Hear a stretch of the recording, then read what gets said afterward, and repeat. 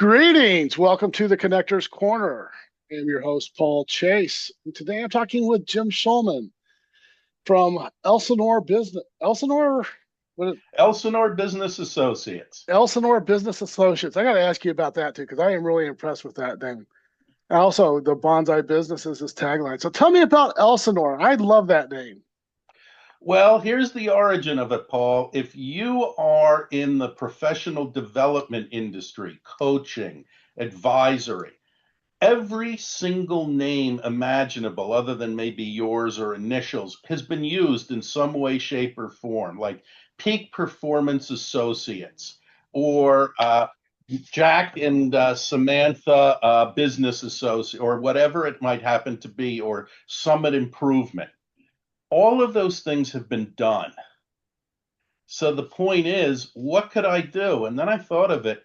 Elsinore is the name of the castle where all of the action in Hamlet takes place. And I figured, okay, I'm working with people where in their entity where all the action is happening, the different players, different objectives, and so forth.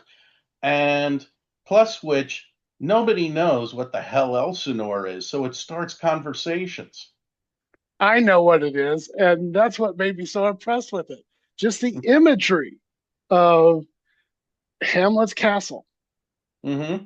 That that spoke volumes to me, but I always questioned whether anybody else was that familiar with Hamlet to know that that's where Hamlet took place. Well, in the past 25 years, you're about the third person who knew. All right. So let's talk about bonsai for a bit.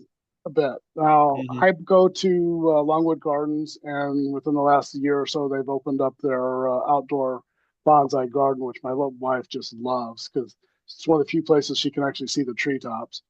But Hmm. talk to me about your business philosophy for the bonsai business. Well, I'm going to go back to something that occurred over about the last 5 years. And that is, I will look at my clientele and I will look for commonalities every few years. There was one commonality I found: they all had a minimum of one full-time employee. And a few years ago, I looked at my clientele and I noticed something: that they all had significant increases in business. And the significant would, I mean, like doubling or more than doubling their business size. They all improved their profitability, but not a single one of them scaled. In other words, they didn't go from being like a company with 8 employees and 1.5 million to a $10 million company that had 35 employees. None of them did that. They might have gone from 750,000 to 1.5 million, and they might have added one or two people on staff, but they never scaled. And I recognized that they didn't scale for one major reason, and that's control. When you scale a business, by definition, you have to give up control to other people. In other words, you're bringing in other managers, bringing in different systems, and so that other people are going to run. And for many business owners, they started their business to have a great measure of control over their life.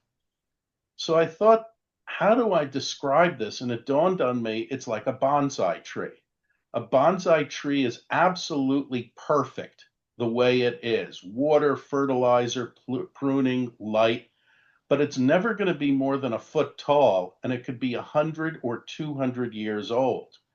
A bonsai business is as perfect as it could be in terms of how it's focused, how it's maintained, how it's aimed at different markets, but it's never going to be a mammoth sized business for that very specific reason: control. Gotcha.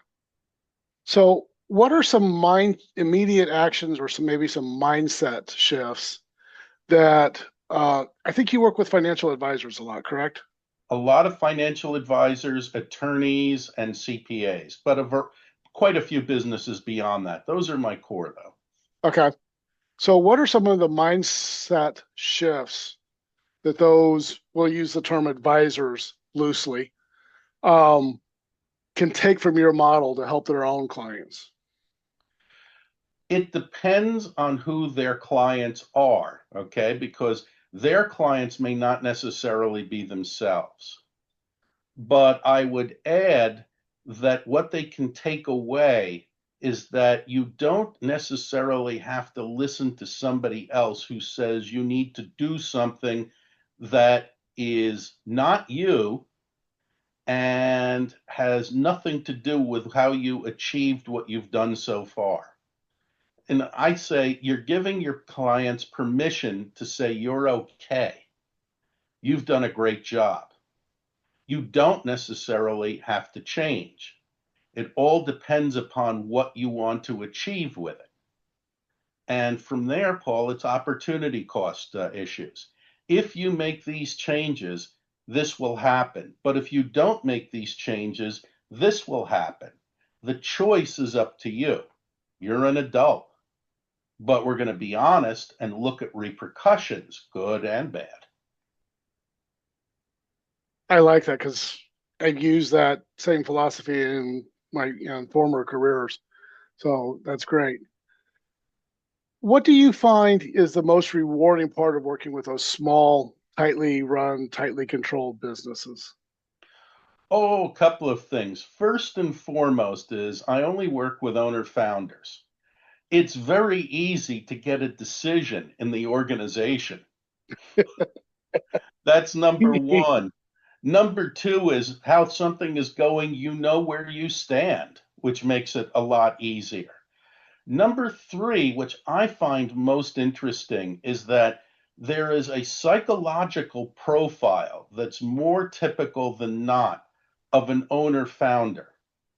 So if you get that type of person and what their typical motivation is, it makes the journey a lot more interesting and fun because you know what you're dealing with. And it has nothing to do necessarily with the business itself. Wow. Okay. So for business owners and other professionals that are watching this, what's one takeaway or piece of advice you'd want them to remember? Um, if somebody tells you you have to scale your business or you are missing an incredible opportunity by not scaling your business, begin by saying, what I've done so far has made me a lot of money, and it's made me enough money that I am happy. Tell me the reasons why I should scale and not just I'd have more money. Why should I scale this business? And usually there isn't an answer because the focus on scaling is you're going to increase your revenue. And then, of course, when you go to sell, you're going to have a business that's worth so much more money. But that's not the real reason. Why do I want to sell or do scale this business other than money? Other than I'd have a ton more money. Tell me reasons why I want to scale this. And if they don't have answers, you can go back and saying, this is what motivated me to create this business. I wanted independence. I wanted to be able to call my own shots. I wanted to be able to determine who I worked with, how I worked with them, who I brought in as employees, what products and services I offered. And to be able to say, I want to work with somebody or I don't want to work with somebody. That is a level of control that I found very, very attractive as the owner founder. Why should I give up parts of that other than money? So, as a business valuation advisor, that's interesting to me. So, I've got to keep that in mind Mm-hmm. for somebody who says that they're looking to sell and they've got a specific value in mind. It's very easy for me to fall into that trap and say, okay, we need to scale. Mm-hmm. But then we get back into why scale. And another thing you might want to consider, Paul, is let's say you're talking to somebody as a valuation a specialist to make a sale. And let's say this business has been around 10, 20 years. Is that fairly common? When Yes. you've had, okay. So I've been in business as a business owner, say, for 10 or 20 years, and I've built an enterprise that's doing 1.2 million, but it's never scaled before. The first question I would ask is, why haven't you scaled this if you've been around 10 or 20 years? And there's no wrong answer, and you not scaling is not a problem. But why haven't you done it up to this point? Because there probably is a reason why that owner did not scale beyond that point. Goodness knows if you wanted to scale, you could have brought in experts before that point. You could have gone out and studied techniques yourself. You could have done many, many different things to have scaled it. But if you didn't, it requires a little digging. Hmm. There's quite a bit to think about.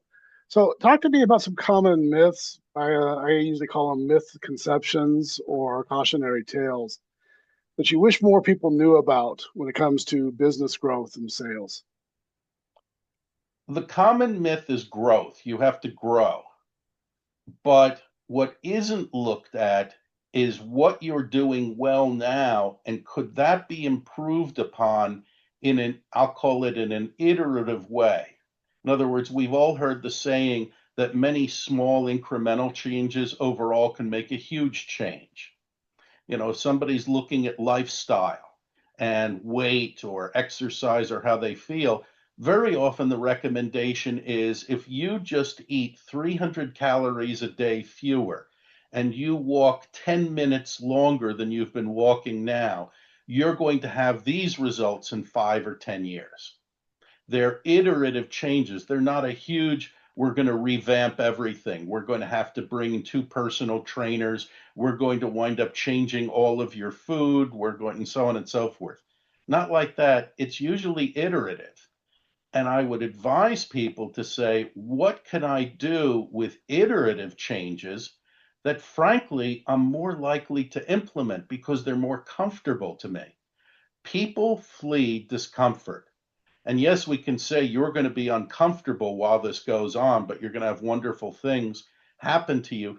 Most people will nod their head and say, yes, I have to do this. I have to do this. It's wonderful. And then they'll fight it later on.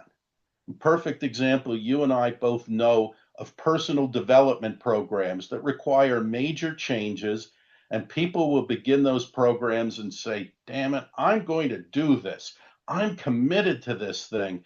And then 3 or 4 weeks later, or 3 or 4 months later, they'll turn around and they'll say, wait a minute, this is awful. I hate this. It's making me do X, Y, or Z.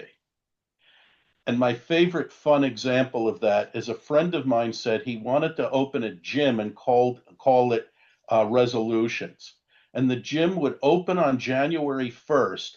And on January 30th, all the exercise equipment would go out and he'd convert it into a bar that served beer and hot wings. Uh,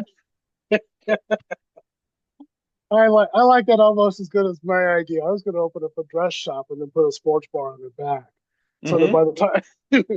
by the time she found something in the dress bar, he was too drunk to object. I figured that'd Uh-huh. make money on both ends. So that's great. So Jim, for viewers that want to learn more about you, your work, and they want to learn more about bonsai business and that concept, how do they reach you? Easiest way to reach me, a couple of ways. First of all, is through LinkedIn as Jim Shulman.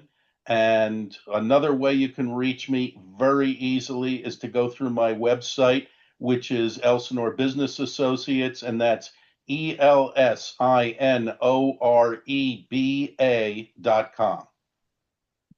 Again, I love that name, and I think just the marketing opportunities, because you look at the Elsinore Castle, and I'm thinking stability, strength, historic preservation, and then you combine that with the the tight compactness of a bonsai tree that Mm-hmm. has been very carefully sculpted.